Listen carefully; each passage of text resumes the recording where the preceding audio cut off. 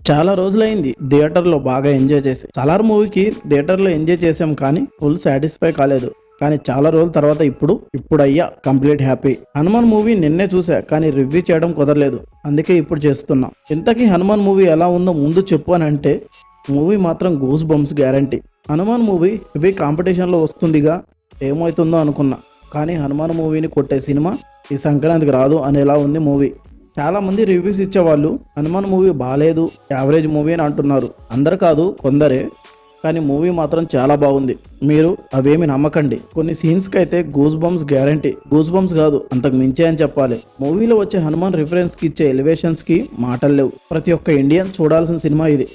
థియేటర్లో జనం హనుమాన్ వచ్చే సీన్స్కి దండాలు పెడుతున్నారు. కేవలం 50 కోట్ల బడ్జెట్తో ఇంత ఎక్సలెంట్గా VFXని రాబట్టగలిగాడంటే ప్రశాంత్ వర్మకి హ్యాట్స్ ఆఫ్ అనే చెప్పాలి. కొంతమంది ఉంటారు 500 కోట్లు పెట్టినా దీంట్లో సగం కూడా చేయలేకపోయారు. ఈ మూవీ ప్రభాస్ చూస్తే మళ్ళీ ఓం రావుత్ని ఆఫీస్కి పిలుస్తాడేమో. మూవీ మాత్రం ఎక్సలెంట్గా ఉంది. మధ్యలో కొన్ని ఫ్లాస్ ఉన్నా అవి పెద్ద మ్యాటర్ కాదు.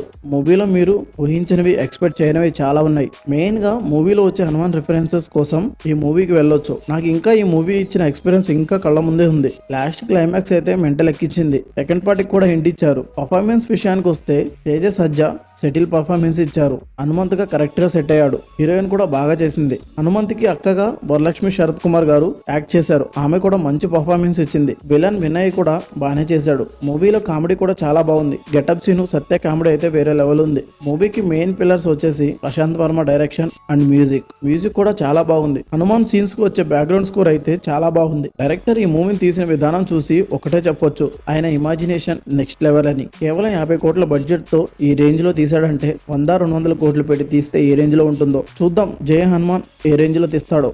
ఫైనల్ గా చెప్పేది ఏమిటంటే మూవీ ఖచ్చితంగా చూడండి, డోంట్ మిస్ ఇట్. మీరు ఈ మూవీ చూస్తే మూవీలో మీకు బాగా నచ్చిన సీన్ ఏంటో కామెంట్ చేయండి. ఈ వీడియో నచ్చితే మన ఛానల్ని సబ్స్క్రైబ్ చేసుకోండి. మళ్ళీ నెక్స్ట్ వీడియోతో కలుద్దాం. జై హింద్.